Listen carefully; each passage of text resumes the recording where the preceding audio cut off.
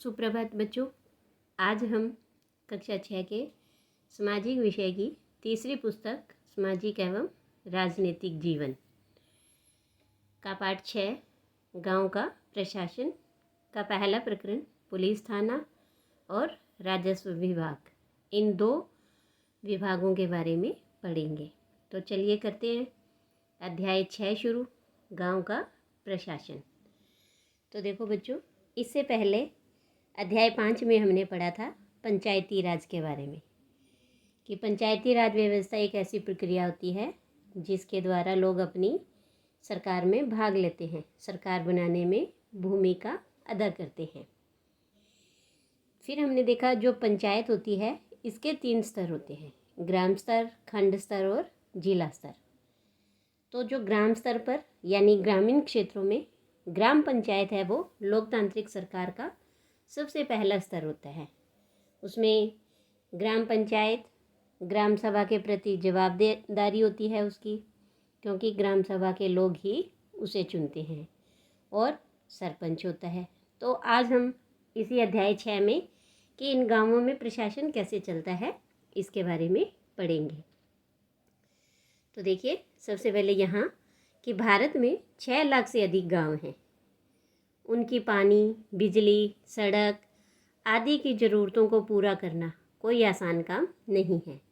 इसके अलावा ज़मीन के दस्तावेज़ों का रखरखाव करना पड़ता है और आपसी विवादों को भी निपटाने की ज़रूरत पड़ती है, और इन सब की व्यवस्था के लिए गांव का एक प्रशासनिक ढांचा होता है।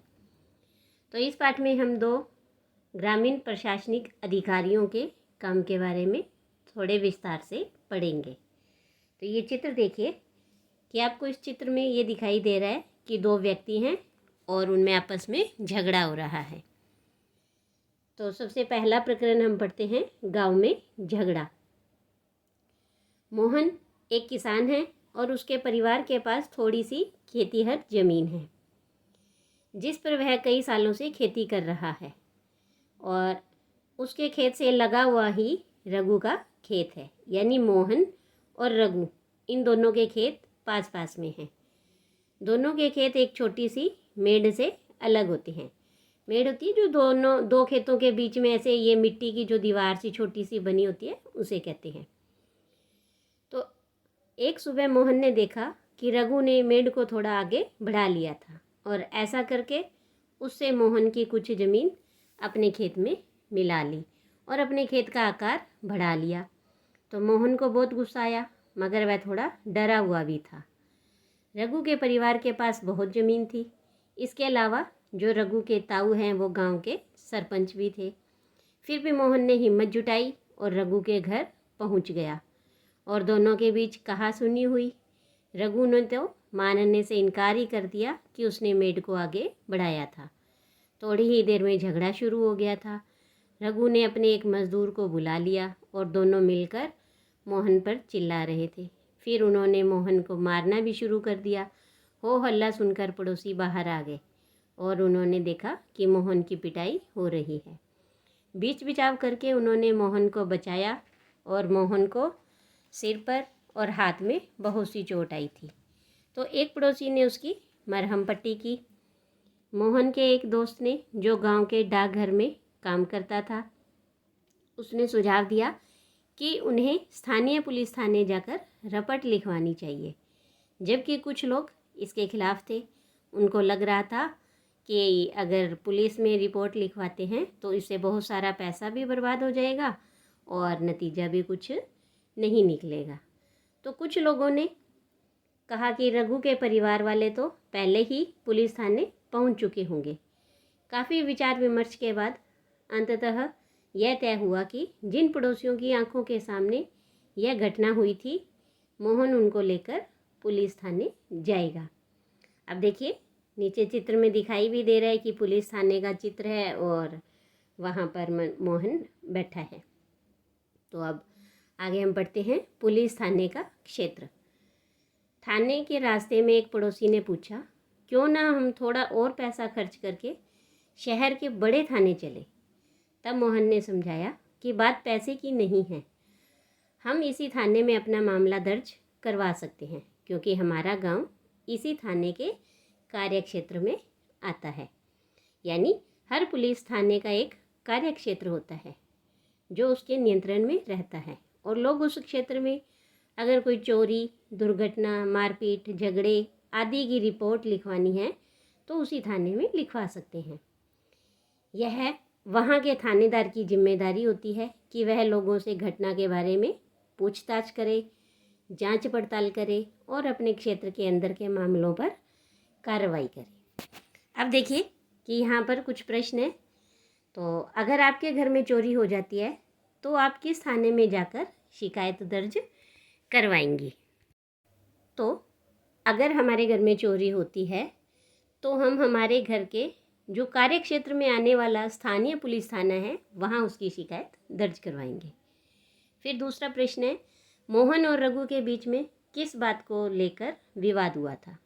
तो रघु और मोहन को दोनों के बीच में जो खेत में मेड़ थी उसको लेकर झगड़ा हुआ था, क्योंकि रघु ने क्या किया था कि मोहन के खेत में मेड़ है वो बढ़ा दी थी, यानी अपने खेत का जो आकार है उसने बढ़ा लिया था। फिर है तीसरा प्रश्न कि मोहन को रघु से झगड़ा करने में डर क्यों लग रहा था? अब देखिए, जैसा हमने पढ़ा कि जो रघु के ताऊजी हैं वो गांव के सरपंच थे और उसके परिवार के बहुत सारी ज़मीन भी थी, तो इसीलिए मोहन को रघु से झगड़ा करने में डर लग रहा था। फिर अगला प्रश्न है कि कुछ लोगों ने कहा कि मोहन को पुलिस थाने में मामला दर्ज करवाना चाहिए, जबकि कुछ ने उसे ऐसा करने से मना किया। तो लोगों ने अपनी राय के लिए क्या क्या तर्क दिए? तो देखिए, जिन लोगों ने कहा कि मोहन को पुलिस थाने में मामला दर्ज करवाना चाहिए, उन्होंने ये तर्क दिया कि मोहन को पीटा गया था और उसके खेत में मेड़ भी बढ़ा ली गई थी। तो जो पुलिस होती है वो इस भूमि विवाद को दूर करने में उसका साथ देगी, सहयोग करेगी और जो गलत होगा उसके खिलाफ कार्रवाई करेगी। लेकिन जिन लोगों ने मोहन को पुलिस थाने में मामला दर्ज नहीं करने की राय दी थी, तो उनको ऐसी राय देने के पीछे ये तर्क था कि विवाद में जो पुलिस है वो पैसा लेती है और मुकदमे पर हर तारीख को पैसा खर्च करना होता है, इससे समय भी ज़्यादा व्यर्थ होगा। तो इस तरह से लोगों ने अपनी अलग अलग राय दी। अब देखिए इसके बाद है कि पुलिस थाने में होने वाला काम। जब सब लोग पुलिस थाने पहुँचे तो मोहन थानेदार के पास गया और उसे पूरा मामला बताया। तो उसने यह भी बताया कि वह अपनी शिकायत लिखित रूप में देना चाहता है। थानेदार ने बड़ी बेरुखी से कहा कि उसके पास छोटी छोटी शिकायतों की जांच पड़ताल का समय नहीं है। मोहन ने अपने घाव भी दिखाए, लेकिन थानेदार पर इसका कोई असर नहीं हुआ। मोहन हैरान था कि उसकी शिकायत आखिर दर्ज क्यों नहीं की जा रही थी। फिर मोहन बाहर गया और अपने पड़ोसियों को बुलाकर अंदर ले आया। तब पड़ोसियों ने थानेदार को समझाया कि मोहन को उनकी आंखों के सामने पीटा गया है, अगर वे उसे न बचाते तो उसे बहुत ही गंभीर चोटें आती। उन्होंने मामला दर्ज करने पर जोर दिया। अंततः थानेदार राजी हो गया और उसने मोहन को अपनी शिकायत लिख कर देने को कहा। थानेदार ने वायदा किया कि अगले दिन एक हवलदार घटना की जांच पड़ताल के लिए उसके यहाँ पहुँचेगा। तो ये देखिए कि इस तरह से पुलिस थाने में जो भी हुआ, आप भी उसे अपने विद्यालय में एक नाटक के रूप में दिखा सकते हैं। तो ये देखिए कि क्या थानेदार इस स्थिति को किसी अन्य तरीके से अच्छे से संभाल सकता था? तो हाँ, हम ऐसे कह सकते हैं कि जो थानेदार है वो इस स्थिति को अच्छे से संभाल सकता था। वह मोहन की शिकायत को धैर्य के साथ सुनता और बिना किसी भय के, बिना किसी दबाव के मोहन के साथ जो दुर्व्यवहार हुआ था उस दुर्व्यवहार पर रघु को पकड़ सकता था। अब हम ऐसे ही दूसरे विभाग के बारे में पढ़ेंगे, राजस्व विभाग। कि राजस्व विभाग है वो क्या काम करता है। अब देखिए, आपने पढ़ा कि मोहन और रघु के खेत में जो मेड़ थी उसको लेकर ज़बरदस्त लड़ाई हुई थी। तो क्या कोई ऐसा तरीका नहीं था जिससे वह अपना मामला शांतिपूर्वक सुलझा लेते? क्या कोई ऐसे अभिलेख यानी रिकॉर्ड होते हैं जिनसे यह पता चल जाए कि गांव में किसके पास और कौन सी और कितनी ज़मीन है? तो चलिए पता करते हैं कि यह कैसे किया जाता है। तो देखो कि ज़मीन को नापना और उसका रिकॉर्ड रखना पटवारी का मुख्य काम होता है। तो ज़मीन को नापना और ज़मीन का रिकॉर्ड रखने का काम कौन करता है? पटवारी करता है। अलग अलग राज्यों में इसको अलग अलग नाम से जाना जाता है। कहीं इन्हें पटवारी, कहीं लेखपाल, कहीं कर्मचारी, कहीं ग्रामीण अधिकारी, तो कहीं कानूनगो भी कहते हैं। हम यहाँ ज़मीन का लेखा जोखा रखने वाले कर्मचारी के लिए पटवारी शब्द का इस्तेमाल कर रहे हैं। प्रत्येक पटवारी कुछ गांवों के लिए जिम्मेदार होता है। अगले पृष्ठ पर दिए गए नक्शे और उसके अनुसार बने खसरे यानी कि रजिस्टर के विवरण को देखिए। यह पटवारी द्वारा रखा गया गांव के लोगों की ज़मीन का उसके रिकॉर्ड का एक हिस्सा है। तो आमतौर पर पटवारियों के पास खेत नापने के लिए अलग अलग तरीके होते हैं। कई जगहों पर एक लंबी लोहे की जंजीर का इस्तेमाल करते हैं और उस जंजीर को क्या कहते हैं? जरीब। और ऊपर दी गई कहानी में पटवारी मोहन और रघु के खेतों को नापकर यह देख सकता था कि वह गांव के नक्शे से मेल खाता है या नहीं। अगर वह नक्शे से मेल नहीं खाता है तो उसको पता चल जाता कि मेट खिसकाकर खेत की जो सीमा है वो बदल दी गई है। पटवारी किसानों से भूमि कर भी इकट्ठा करता है और सरकार को अपने क्षेत्र में उगने वाली फसलों के बारे में जानकारी देता है और यह काम वह अपने रिकॉर्ड के आधार पर करता है। इसके बाद देखिए, आगे पढ़ने से पहले हम यहाँ पर ये जो रिकॉर्ड दिखाया गया है रजिस्टर, जिसे खसरा कहते हैं, ये देखिए खसरा कहलाने वाले इस रिकॉर्ड में पटवारी ने नीचे दिए गए ज़मीन के नक्शे के मुताबिक सूचनाएं भरी हैं और इससे ये पता चलता है कि ज़मीन का कौन सा टुकड़ा किसके नाम है। और इस रिकॉर्ड और नक्शे को देखिए और मोहन और रघु की ज़मीन से संबंधित सवालों का जवाब दीजिए। तो यहाँ पर देखिए कि 1, 2, 3 नंबर पर दिखाया है। फिर ये कि खेत कितने हेक्टेयर क्षेत्र में है, ज़मीन के मालिक का नाम। फिर ये है कि अगर ज़मीन बटाई पर है तो दूसरे किसान का नाम, कौन सी फसल है बोई गई है, कितने क्षेत्र में बोई गई है, और अगर दूसरी फसल साथ में कोई बोई है तो वो कितने हिस्से में बोई गई है, और प्रति ज़मीन है, और उसके अलावा खेत में कौन कौन सी सुविधाएं हैं। ये सारा पटवारी ने उस रजिस्टर में रिकॉर्ड कर रखा है। अब देखिए कि इसी से संबंधित कुछ प्रश्न हैं और नीचे ये खेत का नक्शा दिखाई दे रहा है। गांव है अमरपुरा। तो सबसे पहले प्रश्न ये है कि मोहन के खेत से दक्षिण में जो ज़मीन है वो किसकी है। तो देखिए कि नंबर 1 पर जो ये खेत है ये है मोहन का। अब ये इसकी उत्तर दिशा है और ये इसकी दक्षिण दिशा है। तो मोहन के खेत से दक्षिण में जो ज़मीन है 2 नंबर खेत की, वो है किसकी? रघु की है। अब इसके बाद है कि रघु और मोहन के ज़मीन के बीच की जो सीमा है उस पर निशान लगाना है। तो ये मोहन का खेत है, ये रघु का खेत है, तो इनके बीच की जो सीमा है वो ये वाली सीमा है। फिर खेत संख्या 3 को कौन इस्तेमाल कर सकता है। तो ये देखिए कि ये खेत संख्या 3 है और ये हमने इधर ऊपर जो सूची देखी थी कि इसमें लिखा हुआ है कि मध्य प्रदेश सरकारी घास का मैदान है, यानी कि जो 3 नंबर खेत है वो सरकारी मध्य प्रदेश की सरकार का है और इस पर घास उगाई जाती है। इसके बाद खेत संख्या 2 और 3 से संबंधित हमें क्या क्या जानकारी मिल सकती है। तो ये देखिए, इसी रिकॉर्ड से हम देखते हैं कि खेत संख्या 2 से हमें ये पता लगता है कि ये रघु का खेत है, ठीक है, बटाई पर नहीं दी गई है, फसल है गेहूं की बोई गई है, और जो खेत का आकार है वो 3 हेक्टेयर में है और उसमें से 2.75 पर हेक्टेयर पर गेहूं बोई गई है और इसमें एक कुआं है। और ऐसे ही 3 नंबर जो खेत है उससे हमें ये पता लगता है कि जो खेत का आकार है वो 6 हेक्टेयर क्षेत्र में है, मध्य प्रदेश का है, सरकारी घास का मैदान है और इसमें एक कुआं भी है, एक वृक्ष भी है और एक ये चारागाह भूमि है। इस तरह से हमने जो पटवारी अपना रिकॉर्ड रखता है उससे हमें पता लग जाता है कि खेत में किसके पास और कितनी ज़मीन है। इसके बाद है कि किसानों को अक्सर अपने खेत के नक्शे और रिकॉर्ड की ज़रूरत पड़ती है, तो इसके लिए उनको कुछ शुल्क भी देना पड़ता है। किसानों को इसकी नकल पाने का अधिकार है, हालांकि कई बार उनको ये रिकॉर्ड आसानी से नहीं मिलते, तो लोगों को इसको हासिल करने में कई मुश्किलों का सामना करना पड़ता है।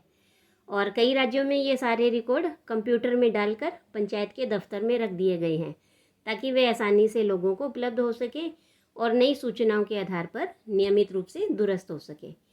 तो अब इसके बाद देखिए कि आपको क्या लगता है कि किसानों को इस रिकॉर्ड की ज़रूरत कब पड़ती होगी।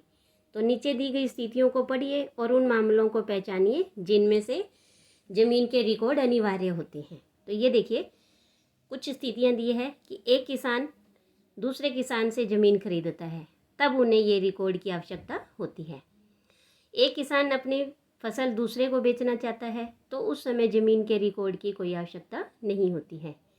फिर तीसरा है कि एक किसान को अपनी ज़मीन में कुआं खोदने के लिए बैंक से कर्ज चाहिए, तब उन्हें इस रिकॉर्ड की और नक्शे की ज़रूरत होती है। फिर अगला है कि एक किसान अपने खेतों के लिए खाद खरीदना चाहता है, तो खाद खरीदने के लिए इस नक्शे और रिकॉर्ड की ज़रूरत नहीं होती है। इसके बाद अंतिम है कि एक किसान अपनी ज़मीन अपने बेटे और बेटियों में बांटना चाहता है, तब उन्हें फिर से इस नक्शे और रिकॉर्ड की ज़रूरत पड़ती है। इसके बाद देखिए कि जब इसीलिए जो ये ज़रूरी होता है कि उनको समय समय पर इन रिकॉर्ड को दुरुस्त करता रहे पटवारी। तो किसान कई बार क्या है फसल बदल देते हैं या कुछ और उगाने लगते हैं या कोई कहीं कुआं खोद लेता है, तो इन सब का हिसाब रखना सरकार के राजस्व विभाग का काम होता है। तो इस विभाग के जो वरिष्ठ लोग हैं वो इस काम का निरीक्षण करते हैं। भारत में सभी राज्य जिलों में बंटे हुए हैं और ज़मीन से जुड़े मामलों की व्यवस्था के लिए इन जिलों को और भी छोटे छोटे खंडों में बांट दिया जाता है। तो जिले के उपखंडों को कई नामों से जाना जाता है, जैसे तहसील, तालुका इत्यादि। सबसे ऊपर जिलाधिकारी होता है और उसके नीचे तहसीलदार होते हैं।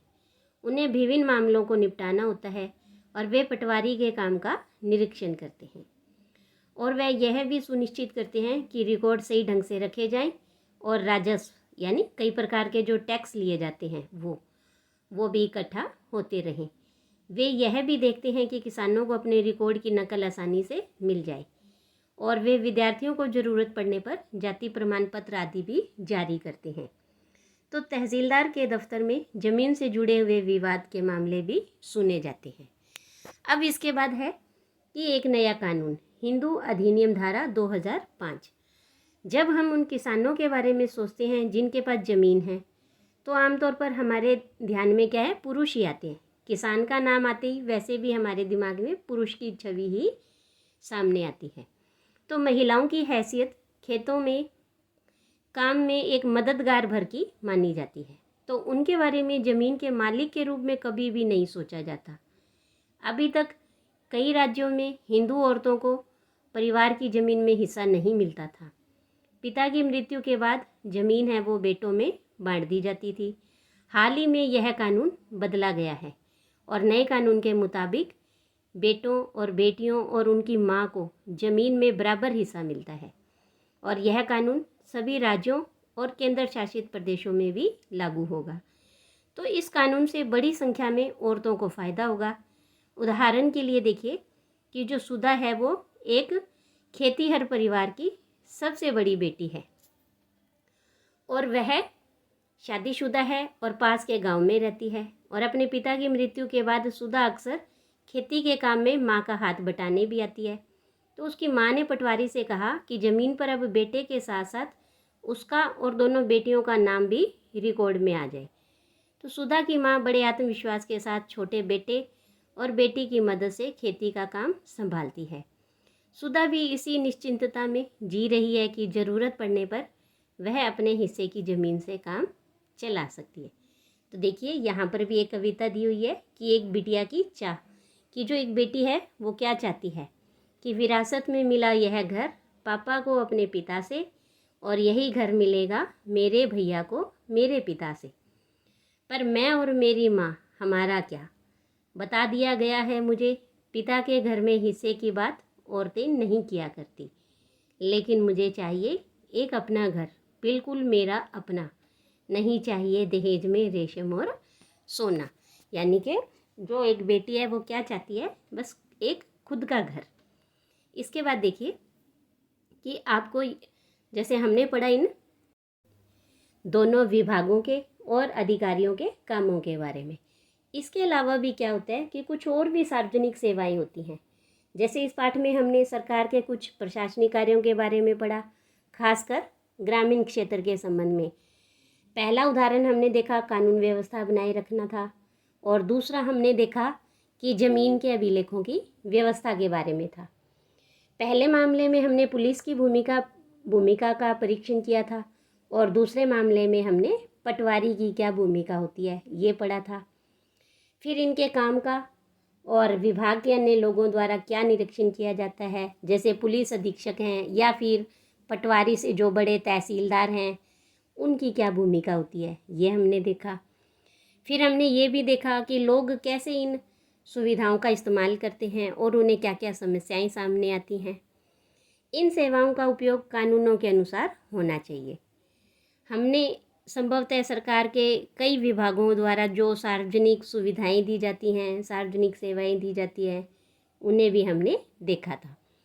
अब ऐसे ही जैसे हमारे गांवों में और भी बहुत सारी सार्वजनिक सेवाएं दी जाती हैं, जैसे दुग्ध उत्पादक समिति है, राशन की दुकान है, बैंक है, पुलिस थाना है, बीज और खाद के लिए जो किसान समिति बनी होती है, डाक बंगला, आंगनबाड़ी, बालवाड़ी, सरकारी विद्यालय, प्राथमिक स्वास्थ्य केंद्र, अस्पताल आदि।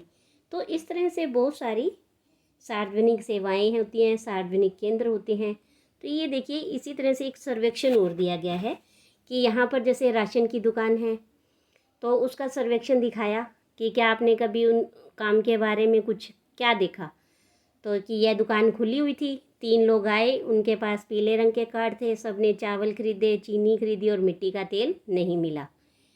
फिर कि ये नियंत्रण में आने वाले क्षेत्र कौन कौन से थे। तो जो ये राशन की दुकान है वो 2 गांवों के लिए थी। फिर इस सुविधा का लाभ उठाने के लिए उनको क्या करने की ज़रूरत थी, तो इसके लिए उनके पास राशन कार्ड होना चाहिए, और तहसील जो राशन कार्ड है वो तहसील के दफ्तर में बनाया जाता है। फिर जो यह सब प्रदान करते हैं उनकी क्या समस्याएं हैं, तो मिट्टी के जो तेल है वो उनकी आपूर्ति पूरी नहीं हो पाती। और लोगों की समस्याएं क्या हैं, जैसे चावल बड़ा ख़राब आता है, मिट्टी का तेल कभी मिलता है और कभी नहीं मिलता है। तो क्या सुधार किए जा सकते हैं, तो देखिए जैसे कि चावल है वो अच्छा आए, मिट्टी का तेल है वो समय पर मिले, और जो राशन की दुकान है वो रोज़ खुले। तो इसी तरह से यहाँ पर एक स्वास्थ्य केंद्र के और सर्वेक्षण करना है। जैसे आप गए और आपने क्या देखा, तो सबसे पहले कि स्वास्थ्य केंद्र है वो खुला हुआ था, मरीजों की भीड़ लगी हुई थी, दवाएं दी जा रही थी, इंजेक्शन है उनकी कमी थी।